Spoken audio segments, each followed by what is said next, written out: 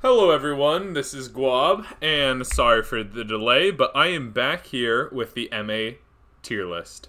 People kept saying, Guab, where's your MA tier list? You do EA and LA, but not MA. MA when? Well, the truth is, it's now. I play the least MA, even though it's a great age, so I needed to play some Dominion 6 games, and now I feel confident giving you the definitive Dom 6 100%, and if you disagree, you're wrong, tier list for the Middle Ages. Let's go ahead and jump in. So I'm going to actually organize it a little bit differently this time. We're actually going to go based off the Dominions 5's rankings. So I'm going to start with what were S's in Dominions 5, all the way down to what were D's in Dominions 5.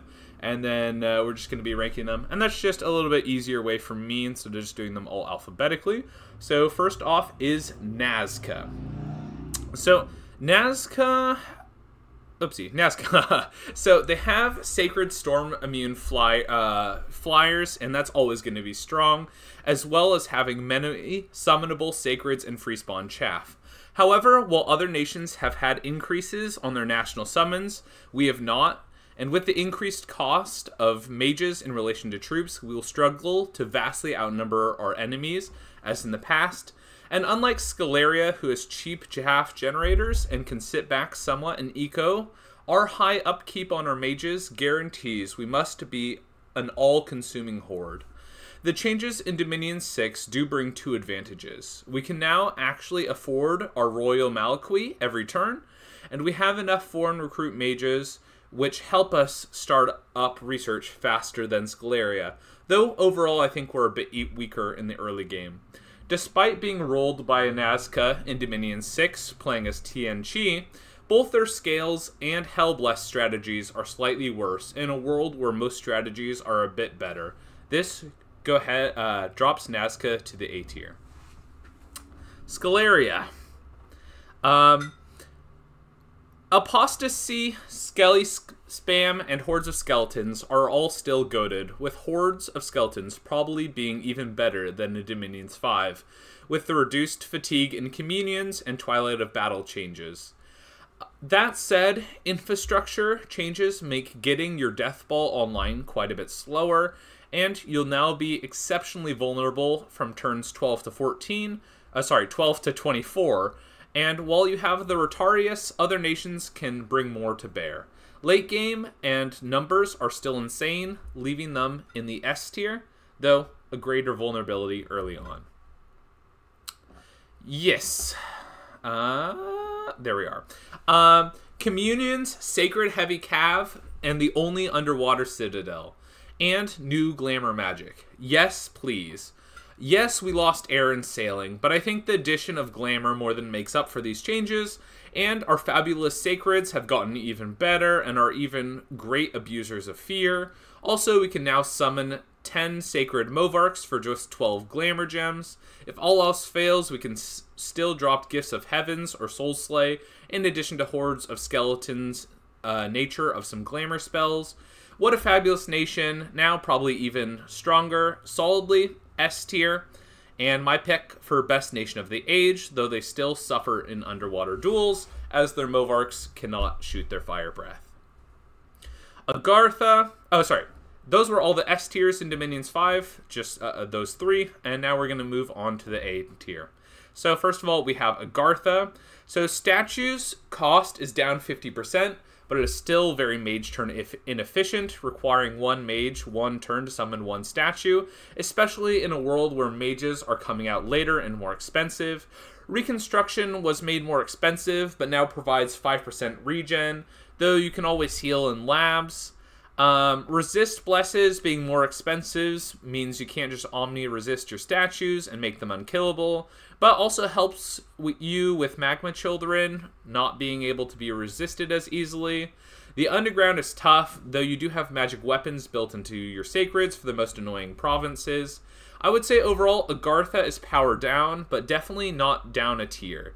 50% cost reduction in your most used Sacred goes a long way with having magic weapons easily when more nations do not have access, and also being a menace underground, and the skins changes actually being a buff, all keep Agartha in the A tier.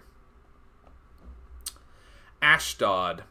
Kind of fucked by the Bless and Giant changes, not gonna lie. The era of Hell Bless is over. Welcome the era of alt stats, larger, Blood Surge heroism, strong blood. Scales troops are kind of meh. Mages are good. Sacreds are goated, but even with Dom strength of 7, you'll only get 3 a turn. You can still thug and super combatant. You still have good mages and a plethora of cool summons. Still losing your best feature of being able to just run over people early on. Drops them down to the B tier. Next up is Jotunheim. Scrawny losing their nature random sucks, both for setting up turbo communions and for foul vapors casting, but Scales is the name of the game. Your foreign recruit mages are quite valuable for getting an early tempo advantage on research. Losing cross communions just makes ours a little bit more expensive to set up, because we can no longer stitch our astral into our blood, but we have all blood mages anyway, so that's fine. Gaining glamour gives us access to new cool spells. Overall, pretty power neutral changes, probably slightly power up, leaving Jotunheim solidly in the A tier. Nabah. You're a Scales mage nation in a world where your camels are better and your mages now have glamour in addition to Scales being better overall. You've gained Wailing Winds, Simulcrum, and Project Self, all key spells. Your bow troops do more damage, can move and shoot, and you have more gold to spend for foreign recruit camels. Plus, resists are less common, so your elemental spells are more likely to hurt. It will take testing to be sure, but I do think Nabah is actually moved up solidly into the S tier, with almost everything about them being power up. So, congrats for Nabah. Pan, overall, how am I blind to, there we are. Pan, overall, not too many changes. Seduction is a bit worse. Foul Vapors is harder to cast. The Moss Body is weaker, and the skins are worse for us. And the biggest one is losing Charm. On the other hand, Heroism is great because we have Sacred Mages and built-in recruit on troops. High Growth, changing province to forests, is nice. And the Bless changes gives us more flexibility on our rainbows. Overall, pretty power neutral, leaving them the Swiss Army knife of A tier, though they are a little bit power down, which is probably fair. Pelagia. Good Sacreds, efficient researchers, and the ability to farm pearls. If you've played one Pelagia, you've played them all. A menace in the late game, harrowing underwater with a good Bless and alright Scales troops. Some of the most efficient underwater elemental spammers. Some people say the age of water elementals is over for underwater. I disagree, though it is less important. Overall, Pelagia is still kind of A tier, though it is like a does-it-all nation, so, you know, the meta changes aren't impacting them too much. So, still A tier. Relay, it's a mage Scales nation that can actually get on land well and be a menace. The mages take longer to get out, meaning our Mind Blast troops rule the battlefield for longer. Additionally, our 18-prot slave troops are almost unmatched in terms of gold efficiency. We have great communion masters and slaves with access to important comm spells like Hordes of Skeletons and Gifts from Heaven. Overall, an amazing nation that has gotten even better, that is overlooked because it's underwater, and they should stay in the basement. No, Relay is still high A tier. And now we're moving on to the nations that were B tier in Dominions 5. So, Abyssia. MA Abyssia was the best Abyssia. It's probably still the best Abyssia, though LA Abyssia with the Fire Assassins give it a run for its money. The troops are amazing, but mages, besides the cap mages, are pretty weak. Death being less bad as a scale is great for taking a stronger Bless. However, having a Wasteland as your capital fucking sucks. I've played an EA Abyssia game. I can assure you it really does. There being less fire resistance out there is nice, but healed auras are worse, which is a power down. Fire Shield did just get a buff, but we don't have it built in on any of our mages, I believe. So it's still B tier, but it's actually trending down, which is unfortunate, because I actually like Abyssia line. Next up we have Atlantis. Unleash the War Lobsters! JK, they're actually powered down with the mount changes, but Mother Guards are phenomenal units for only 40 gold, and with the poison changes, they've gotten even better. Poison changes also help our main Scales troops, the Coral Guard, who, while not that efficient, do have Dark Vision 50% for going underground. Unlike EA Atlantis, we have efficient researchers. Unfortunately, even with the water getting better and Scales troops on the rise, none of the changes are enough to bring us up a tier, though I foresee leaning on the Sacreds more than in Dom 5, and they can definitely hold their own. So Atlantis stays in the B tier. Cetis is in an interesting position because they are a Scales nation that no one wants to fight, due to their Dominion diseasing folk and transforming their land into swamps. Now, transforming their land into swamps is probably swamps is a net bad thing, as it turns pop growth negative, but it does definitely make eating Cetis unappetizing. They lost charm, foul vapors is pushed back, and their assassins are no longer able to cast swarm. All of those things definitely hurt, but are somewhat counteracted by our great Scales troops, doubling the number of Sobek guards we can recruit, and reducing the cost of Sacred Crocs by 66%. This opens up a lot of new Sacred strategies, especially in addition to Temple Summons. Overall, there have been quite a few changes for them, and it will take some time to adjust, but I think with the new Sacred Hellblessed strats that people are talking about, and their defensive domain, they're A tier, though. If the Sacred strats turn out to be bunk, then they'll be in a weaker position than they are in 5. But they just have so many ways now to access really efficient Sacreds that Hellblesses are quite nice, and they scale incredibly well. So, Urmor. I was originally going to pass Urmor and say they would still just be low B tier, and then I realized I didn't actually know enough about Urmor, and so I did some testing. First of all, they are hella fun. It is truly a unique experience to not be able to recruit anything but indies and rely on free spawn. However, every single aspect of this nation is nerfed, and that feels quite bad. Scales nations are running around with way more troops and gold, while even most Sacred Summons nations received buffs. Meanwhile, we don't have more death gems, and our free spawn is not increased either. So proportionally, we have less troops and mages than before.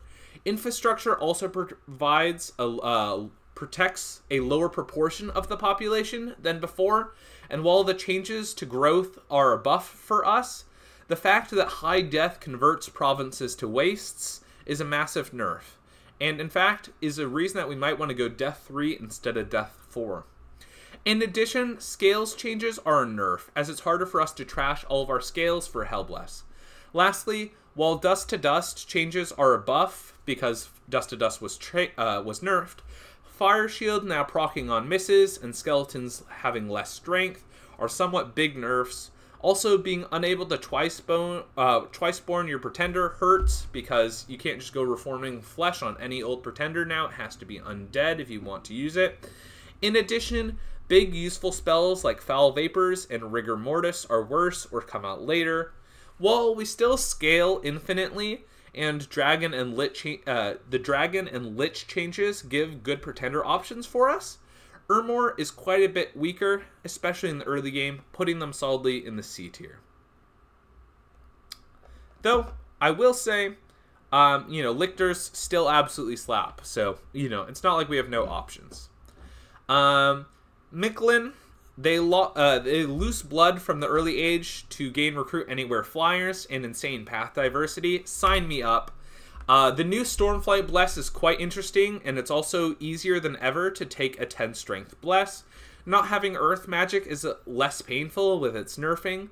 We still have awesome summons and sacreds, and even our mess Scales troops are a bit better with the buffs to Slingers. Altogether, it's a solid B tier with the possibility of moving up if an optimal Bless combo is found. Currently, I see people mostly running Strength plus Stormflight, and while that seems really good, there's some cooked options like Death Explosion and Charged Bodies that I see running around that I think would be really fun to play. Marignon, They have flight, death, explosion, charged bodies is a hilarious meme bless on flagellants. But more realistically for us, fire is buffed and our heavy sacred recruit anywhere cav is better, and we have some of the best scales troops of the age. The only thing holding us back is having worse mages than even Abyssia, though we at least have research monkeys, and fire is a bit better as a path overall. The addition of Enchanted Blood giving disease resistance makes unaging not a requirement, which is a big bonus, though unaging is probably still recommended. Altogether, still be due to lack of mage flexibility, but with every element getting better, this is a highly viable nation, pushing upper B tier that shines in the early and mid game, especially when people struggle to respond to our sacreds. Oceania. Why does MA have so many underwater nations? I really want to stop testing them. Their Sirens, which were a terrible unit on land being an A1 Water 1 mage, have lost their heir to gain Glamour, which is shaping up to be an amazing path, and are quite decent in assassinations with Sleep Clouds. Transformation changes are slight buffs to them. Poison changes are nice as well. They have good but not great scales troops, and their mediocre sacreds are a bit better, still being the old cav type with recuperation on most things, and sacred research mages. Heroism is also a good option. Overall, they're slightly better, though realistically, not too much has changed for them. They still B tier, maybe slightly power up. Phasia. They have great mages, amazing mobility, but inefficient troops. Thugging in general is a bit worse, though there are less units with magic weapons running around. Colossi Light Infantry are quite usable as a troop, though losing 2-gem lanterns sucks for us, but gaining Glamour as a magic path more than makes up for losing fire, in addition to gaining Wailing Winds. Overall, not too much has changed for this nation, though maybe they want to use their sacreds more with better point buffing options, like Blur and Mistform, and then Thug a bit less with construction nerfs. Overall, still B tier, though they have a lot of room to move. Pythium. Quite an exciting nation. So poison is made better, making Hydras credible threats. In addition, we can now point buff them with Mistform. Also, Serpent Cataphracts are now quite usable heavy cav instead of mostly being a meme. While most mage-focused nations are now more vulnerable to rushes thanks to infrastructure costs, build turn increases, and increased difficulty of expansion, Pythium has too many oh shit buttons, as well as phenomenal expansion options to be taken advantage of early. Oh shit buttons like Communion Slave units to get mage balls early, gladiators, PD dumbs, hydras, heavy cav, and even their mediocre sacred. The nation is a menace early and mid game, though late game it needs to replace its vulnerable humans, which it can quite easily do with Lars and Angels, or take some resists in their bless. With the buffing of water and the fact they gladly can take advantage of the increased gold, Pythium earns its place in the A tier, moving up. Shinyuama, the successor state of Yomi. They're Scales Nation with their only 2 sacreds being their big boy and a research monkey. They, more than almost anyone, are chanting scales, scales, scales, scales. And it's a good thing too, as their scales troops have gotten better than ever. The Dai Bakamonu with the bow have gained 2 damage on their bow and have dropped 4 resource points. They were already some of the best troops of the age, and now with those buffs, in addition to Dark Vision, they're going to roll. Some new bless options are of interest for us, like Enchanted Blood for presenting diseases on our Bakamona Sorcerers, or Heroism to give our 5 RP mages a much needed boost. Or even Mending Bones for when we twice spawn or summon Shurimas or Shugos. Definitely an overall power up and a bit of a facelift for this fun nation, though it is fundamentally still B tier. Ulm. Second verse, same as the first. I kid. But it's interesting the almost no sacred nations are back to back. While an amazing Scales nation and a definitive beneficiary of the Cav and Scales changes, the overall nerfing of Earth Magic Path leaves this one-trick nation in a rough spot. Still, probably a bit power positive, but there will definitely be a mid-game slump now before diversity is online. Still, B tier. Uruk. While this nation has decent Scales troops and a bog standard stick and brick sacred, dude with a spear and a shield is what stick and brick is, their mage diversity is kind of insane. Not necessarily magic diversity, since they have astral, water, nature, earth, and air, and are missing the big casters of the early era, but they have a plethora of options to recruit, with astral helping stick them all together. This is a nation prime for small turbo communions, or janky undying healing ones. Also, the Mushushu chariots are less of a meme now, and can be useful for expansion, but 12 prop makes them hard to use versus players. Lastly, the Enduku heavy archers with 14 prop for 16 gold, with a 16 damage longbow, is a solid troop now for your main line, but the Iron Berserking warriors with a 25 damage axe are probably still the go-to. Slightly power up, but not really noticeable unless you're fighting against low prot troops. Overall, B tier. And I'll just say, the reason it's power up against low prot troops is because then your archers are going to absolutely eviscerate them. But if you're fighting against heavy troops, you know, you're going to want to use your Berserking Axemen. Vanheim. Naked horsies are an oof, though now that Fire Shield can proc from misses, maybe there's an option there with going max defense and Fire Shield. Air Ellies are worse, we've lost Air 4 access, and our mages are quite a bit more expensive due to adding Glamour. We still have amazing Sacreds in the Valkyries and good Scales troops in the Einhirs. Thankfully, we didn't lose blood, so we can always Sabbath up to spam Air or Glamour spells and can point buff Mistform. However, your mages are hideously expensive, making point buffing rough, and even researching is tough, and thugging is worse in 6 than in 5.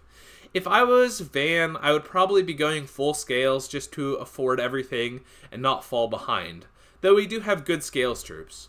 Others would say it's not that bad, but the Scales, Horsies, Path, Elemental, and Thug changes are all nerfs that drastically hurt the flexibility of this nation, and I think they've fallen into C tier.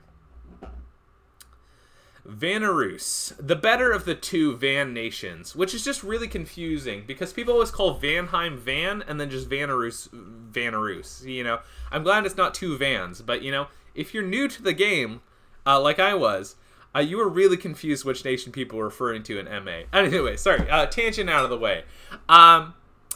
Losing one of the air randoms on your research mages fucking sucks, as Air 3 is quite a bit better than Air 2 Glamour 1 mages, or even Air 2 is way better than having 3 single paths. However, they are fundamentally a Scales troop nation, and their Scales troops slap, in addition being able to take point buffs well.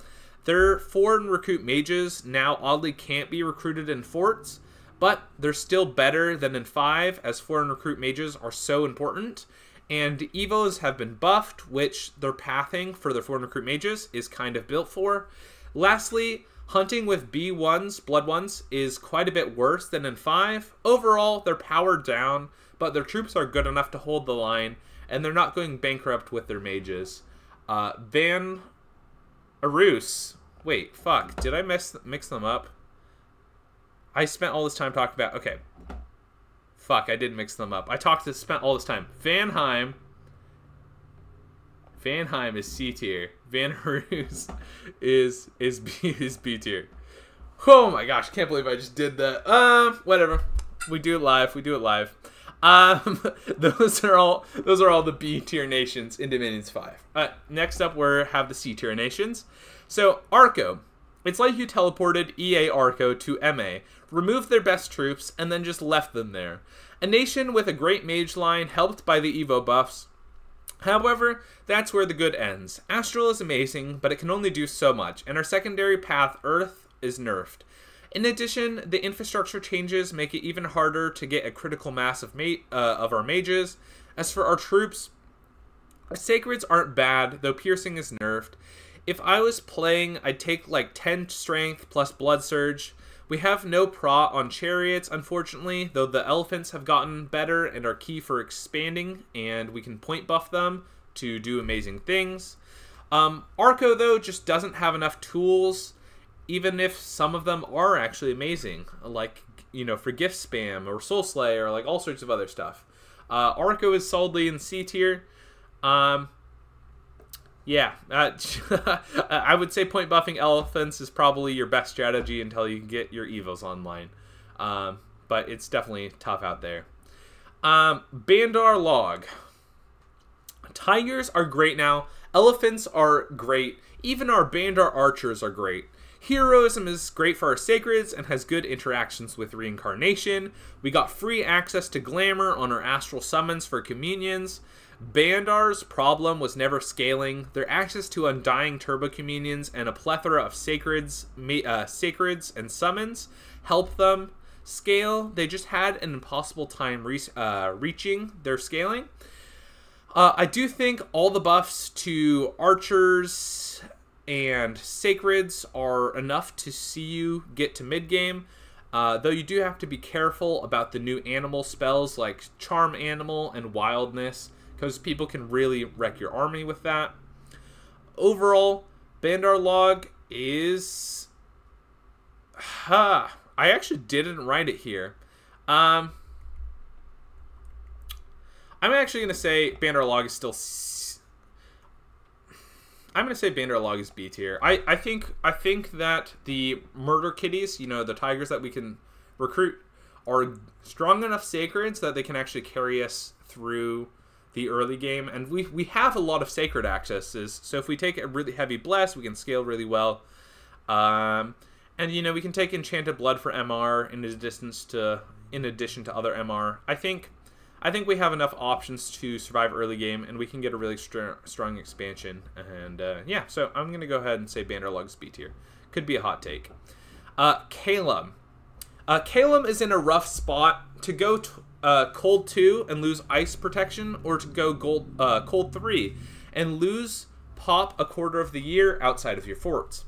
Having magic weapons is nice, and mammoths are stronger, which is a key for expansion, and point buffing with Mistform and Flying makes them effective even versus player armies. We're one of the few nations that retain our Air 4 capabilities, though losing Wailing Winds is tough, though we do gain Blizzard, which, you know, increases the prod of most of our troops. Theoretically, the money changes should benefit us, but I'm not convinced a larger horde of flyers is what Calum needed. Also, air Ellies are not as good. Currently the strat for Calum is to mass recruit Draconians and just get a massive horde of heavy flyers. And while this is hilarious, and it is pretty valid, it's kind of a sad state for the nation when you have to rely on them. You know, you already have flyers. You shouldn't have to rely on flying summons, but I really think your flyers are especially lacking. I mean, if anything, I think Calum has gotten a little bit worse, which is unfortunate because they were already not in a super good place. We do have access to a ton of national summons, so maybe someone can figure something out for them bless-wise, but they're definitely C tier, unfortunately.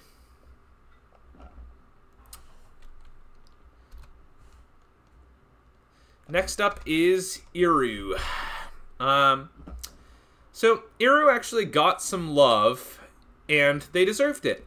G1 Glamour Lab Rats are a lot better than Nature 1 Lab Rats, thanks to Twilight and Hordes of Skeleton type spells, though losing air for Glamour on Thugs is a definite oof.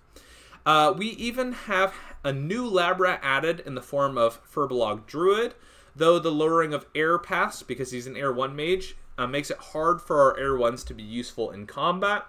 The addition of the Milician Mage is nice, as we can random Air 2s and E2s, and for half the cost of the Sheed Lord, Though with our inability to cast Storm and more efficient research options, I question how many of the Milesian Mage we will see.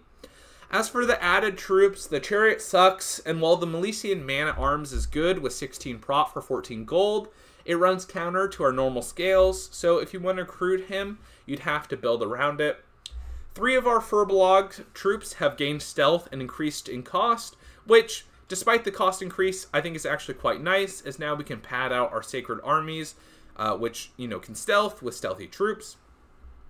The last added troop is the Cattle Raider, a 19 cost stealthy berserker who once berserk will be dealing 25 slashing damage, enough to pierce most of the Age's heavy armor. I'm quite impressed with this troop and can definitely foresee people building around them, especially as their low resource cost enables them to be recruited in quantity and expansion. Overall, they turned this elf nation with humans into a human nation who elves, but I don't necessarily think that that's a bad thing. They have given us better troops and more efficient mages, but have robbed us the ability to cast Storm, thus negating a lot of our power. I think how this nation is played has changed drastically with the new focus of Twilight and Glamour spells. Fortunately, Glamour's quite good and the new troops are significant, so we will place Eru tentatively in the B tier with the option of moving up. Next up is Ind. Better knights, better dogs, and some foreign recruit blood mages are all quite nice, especially better access to caves where our best pop type lies. Normally, this is where I'd say the infrastructure changes have made a slow to start mage reliant nation languish in the early game, but Ind now has 300 gold temples, which thanks to their unique mechanic of temples allowing them more cap recruit sacreds, it enables them to accelerate rapidly. In Dominions 5, everyone played Scales Ind because you had to get your troops out, early, and they were the definitive strength of the nation. But now I think Hellbless Ind is the way to go, and you just roll someone early with the weight of your sacreds, and you can still scale very well with your unique summon mechanics and communions. I've heard of multiple wins with Ind going heavy blessings like Awe Dread or Hell Stats. I think that Ind is definitely now B tier, and you're going to be building multiple temples before year 1 is over. Man. Okay.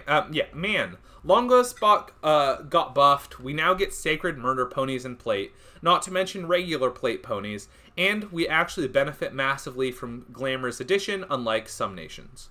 You can't talk about Man without talking about their Choir Communions, which have now gotten better with the addition of Glamour, giving us more longevity with spells like Twilight, as well as having numerous hordes of skeleton-type spells that are even harder to deal with for our opponents.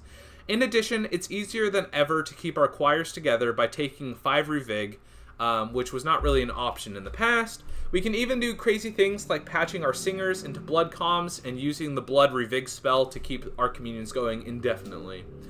It's a definitive power up. Our mages are better, our magic is better, our sacreds are way better, and our scales troops are even better. Man is now a solid A tier. Fullegra. Gaining Unrest from Dominion is rough, and provides around a 10% income reduction even with decent management. Our turn 1 communions are still great along with the Tyrants, though the Tyrant Slave Collector is not buffed to be in line with the gold changes. Point buffing is a bit better with the addition of Mistform, though thugging is a bit worse. We're in a tough spot as a nation that would love to Hellbless, but doesn't really have anything to spend it on.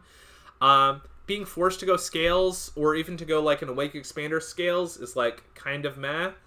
Overall, still see, though a bit power up, as we have ways to mass troops and spend all of our gold even before forts come up. So, hey, at least we have that going for us. Tianqi, one of the 2 games that I played of MA and Dom 6, and finished, I should say. Red Guard are stronger with the Cav changes as well as Strength of Spring buffs, but they don't warrant tailoring your Bless. They're technically a Scales nation, but their troops are expensive for what they provide, except for the crossbow, and most of our spear troops are worse than previously. Our troops just struggle to deal damage. We definitely suffer from infrastructure coming online later as we want to Gifts of Heaven spam, but Massed Crossbow can beat many things and is now better. Huli Jingi changes to be Glamour 3 Mage plus a bunch of randoms for 20 nature gems is actually quite nice and will help with our scaling options. We probably want an Awake Scales expander now to get the resources to start making our troops. Overall, with gifts, with the buffs to Gift of Heaven and harder battlefield wipes coming later online, and easier to mass crossbows, if we can survive early in the game, we are in quite a bit better position and our overall power up, though we have a little bit of a weaker early game. Overall, I would say that TNG is a bit up, but they're still solid C tier. And we lost access to summoning our best sacreds, so that kind of sucks too. But still C tier.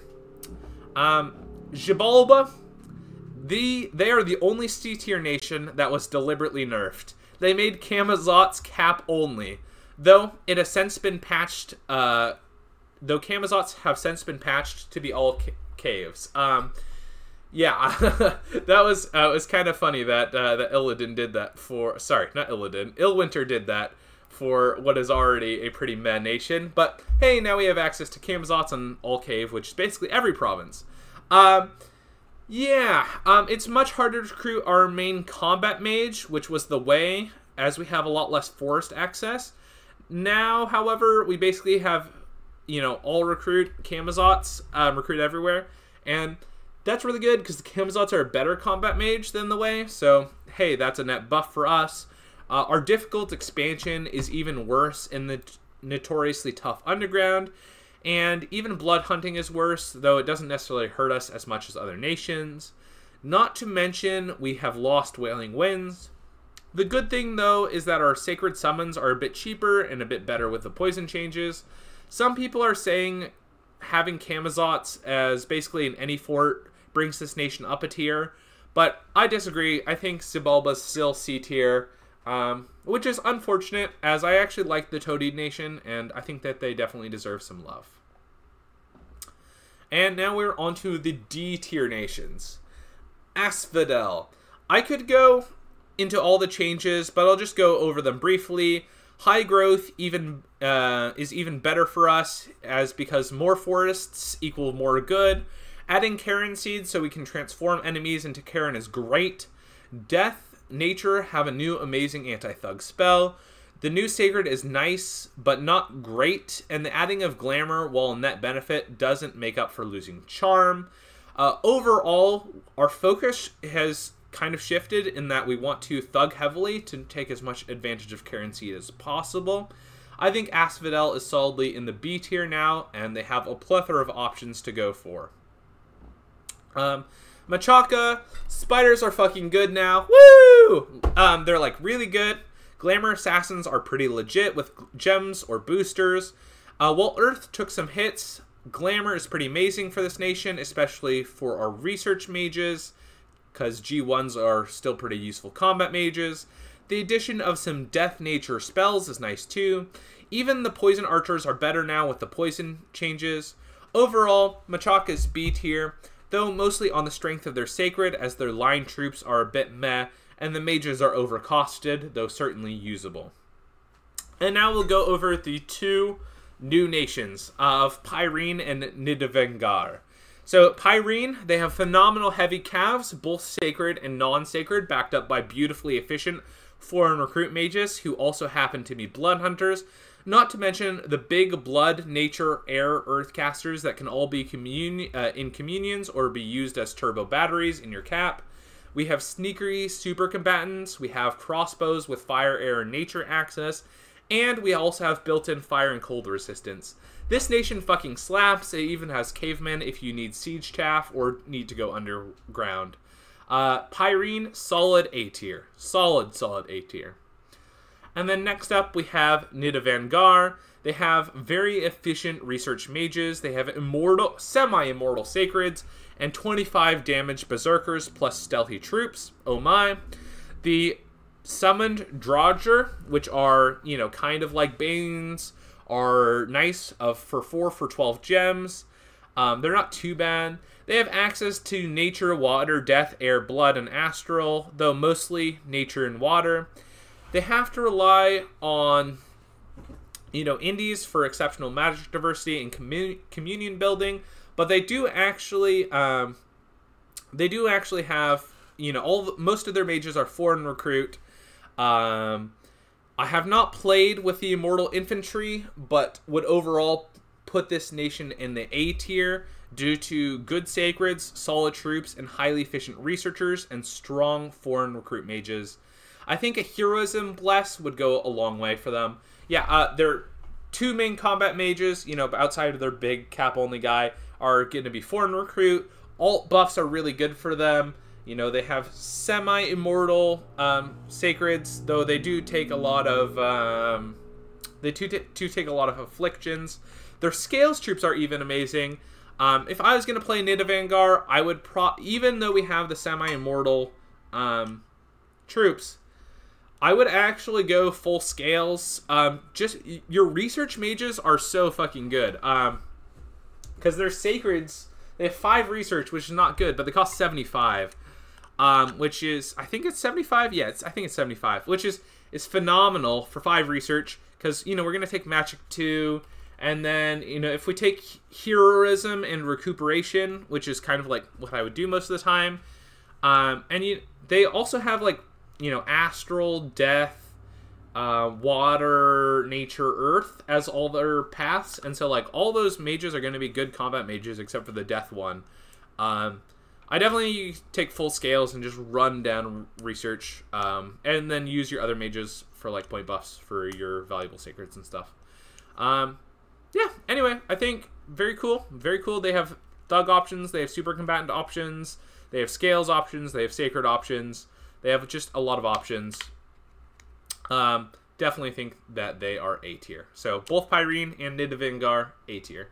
Yeah, and that is all the nations of the Middle Age. Only took me 41 minutes. Let's go. This is an 11-page script for me. 11-page script for me.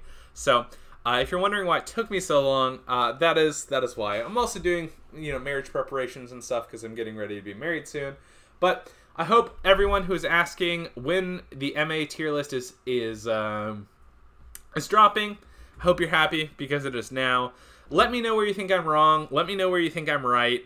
Though if you think I'm wrong, you are wrong, because this is the definitive tier list. It is correct and has never, you know, it cannot be changed because it's just perfect. No, I kid. Yeah.